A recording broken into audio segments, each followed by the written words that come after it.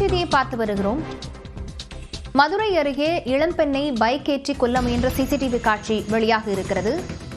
அக்கம் பக்கத்தில் கூறியதால் இளம்பெண்ணை பைக் ஏற்றி கொல்ல முயன்ற பாலு என்பவரும் இந்த சிசிடிவி காட்சியில் பதிவாகி இருக்கிறது. இரும்பு கம்பியாலும் தாக்கியதில் பெண் படுகாயமடைந்த நிலையில் அவர் மருத்துவமனையில் அனுமதிக்கப்பட்டிருக்கிறார்.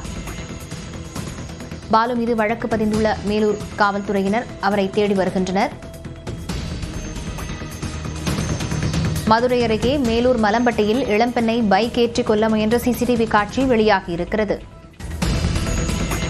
இளம்பெண் ஜெயசுதாவிடம் தவறாக நடக்க முயன்ற இளைஞர் பாலு என்பவர் மீது வழக்கு பதியப்பட்டிருக்கிறது. அக்கம்பக்கத்தில் கூறியதால் இளம்பெண்ணை பைக் ஏற்றி கொல்ல முயன்றதாக பாலு மீது வழக்கு பதியப்பட்டிருக்கிறது. ஜெயசுதாவை இரும்பு கம்பியாலும் தாக்கியிருப்பதால் படுகாயமடைந்த ஜெயசுதா மருத்துவமனையில் அனுமதிக்கப்பட்டிருக்கிறார்.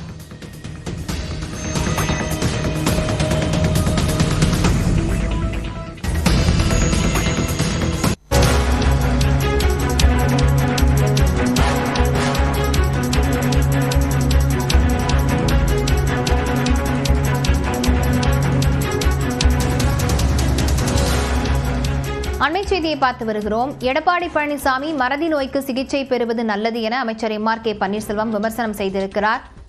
இது தொடர்பான விவரங்களுடன் செய்தியாளர் அபினேஷ் இணைந்திருக்கிறார். அபினேஷ், விவரங்களை பதிவு செய்யலாம். கடலூர் மாவட்டம் பண்ருட்டி அருகே மூதாட்டி ஒருவருக்கு பாலியல் துன்புறுத்தல் செய்யப்பட்டதாக அதை கண்டித்து இன்று காலை எதிர்க்கட்சி எடப்பாடி பழனிசாமி ஒரு எக்ஸ் வலைப்பக்கத்துல ஒரு தமிழக அரசை கண்டித்து பதிவிட்டிருந்தார். அதற்கு பதிலளிக்கக்கூடிய வகையில அமைச்சர் MRK பன்னீர்செல்வம் ஒரு அறிக்கை ஒன்றை வெளியிட்டிருக்கிறார்.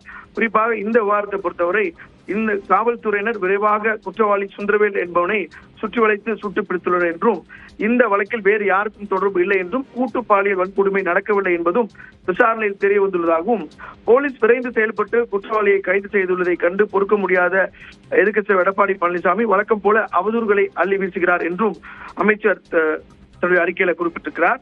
மேலும் அஇஅதிமுகவுடைய எடப்பாடி பழனிசாமி அவருடைய ஆட்சி காலத்துல பெண்களுக்கு எதிரான பாலியல் குற்றங்கள் நிகழ்ந்தால் குற்றவாளிகளுக்கு ஆதரவாக செயல்பட்டு பாதிக்கப்பட்ட பெண்களின் குடும்பத்தையே தாக்கி மிரட்டும் சூழல் நிலவியது.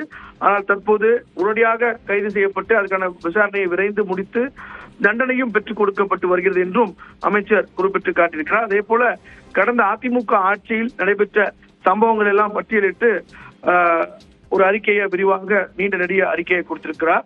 மேலும் தனது ஆட்சியில நடந்த குற்ற சம்பவங்களை மறந்துவிட்டு திமுக ஆட்சியில் நடக்கும் குற்றங்களை மட்டுமே பூதாகரமாக பேசுவதை பார்த்தால் பழனிசாமி அவர்களுக்கு மறதி நோய்க்கு சிகிச்சை பெறுவது நல்லது என்றும் தன்னுடைய அறிக்கையில குறிப்பிட்டிருக்கிறார்.